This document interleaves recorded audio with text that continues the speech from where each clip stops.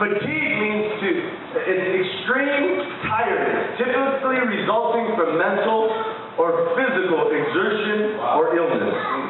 The word fatigue, have you ever been fatigued? Or all of a sudden you start well and you intend to finish, but somewhere down the line you fall short. Is that anybody? Right? Anybody in there? Am I talking to anybody there? The Exxon Valdez is an oil tanker that was on its way to Long Beach. It was on its way to California, and instead it crashed into a reef in Prince William Sound, Alaska. The crash resulted in the second largest oil spill in the history of the United States of America. Between 25 and 32 million gallons of oil spilled into our oceans. Over 250 members of God's creation died as a result of that. People and animals. Bird life and marine life dead. The quality of human life was compromised by this great spill. And the primary reason for the tragedy was fatigue of the crew. In fact, the captain of the ship was asleep when the ship crashed.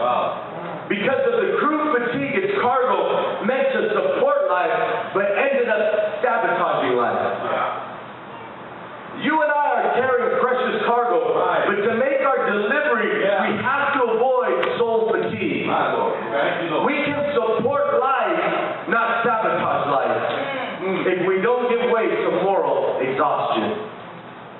It's very important that as Christians in the body of Christ, whether you're a leader, whether you're a worker, whether you're just a saint, that we do not become fatigued in our walk with God. How many can say amen to that? The book of Nehemiah was written by the author Nehemiah around 423 BC, which means before Christ. The theme of this book is godly leadership, cooperation, and also opposition to success. Our first glimpse of Nehemiah, we find his role as a cupbearer for King Artaxerxes. This was a very trusted role, as a cupbearer was responsible for keeping the king from becoming poisoned. If you're an armor bearer, or if you're a cupbearer, your job is not to poison the king, but to keep the king from being poisoned. Come on. Nehemiah was the type of leader who was known for his prayer and fasting, and was also very eloquent. He had the ability to encourage people, to motivate people through his gift of inspiration. And a tremendous gift. But you got to understand something. The enemy will only oppose things that are successful. The enemy will only push back against someone that he's threatened by. The old enemy will only come in and mess with you if he realizes there's a bright future in store for you. There's a tremendous calling. The enemy will only come in and try to oppose you if he understands the calling of God is upon your life. And the gift of God is upon your life. And there's something that God wants. The enemy will only oppose those things that are called to be successful. He'll only oppose those things. How many can say amen to that? And he'll always come in through an enemy. And you might think, well, that person's my enemy, that person's my hater. No, the devil's your hater. The devil's your hater. Right. And all the devil's looking for is people that will allow him to come in and harbor gossip. Or come in and harbor negativity. He'll look for ears that will entertain small thinking. How many can say amen to that? And the enemy, the devil, only wants to bring confusion. That's his goal. Confusion. How many can say amen to that? Huh? Look at your neighbor and tell him, kick back, Confucius. He wants to bring in confusion.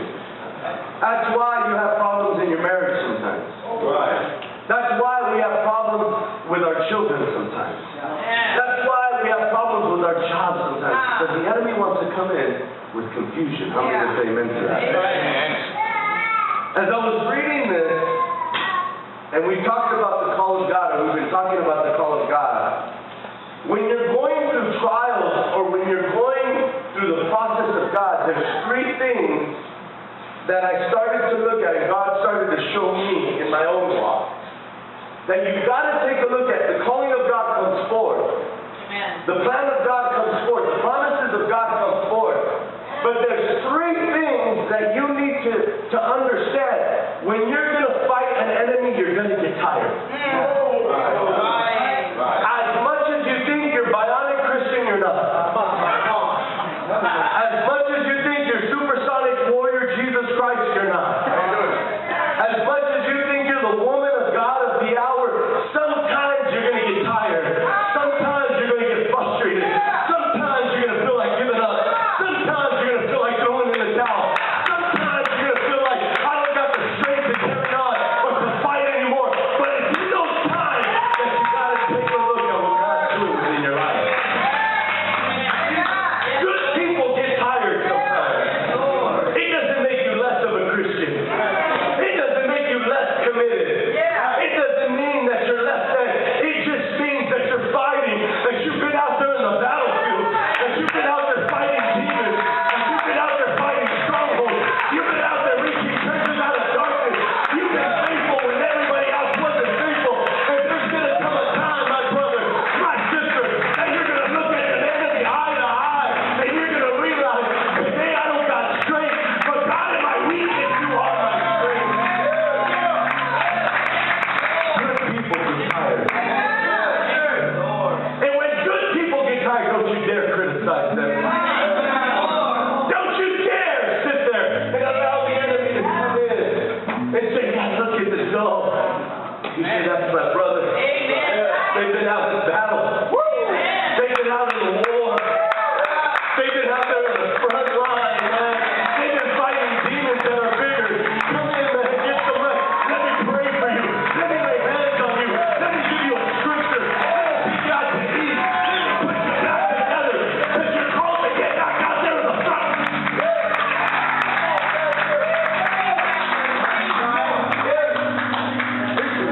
We're horrible at mending our broken.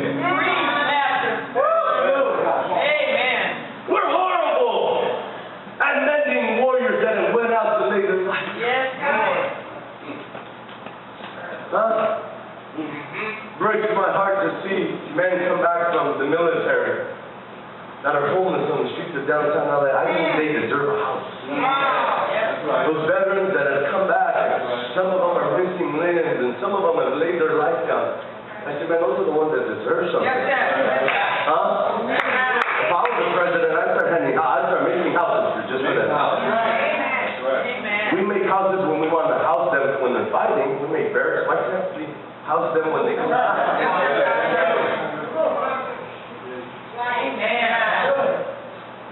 We need to house our broken. You know what I love about our church? As messed up as people are, they know I can walk in that church.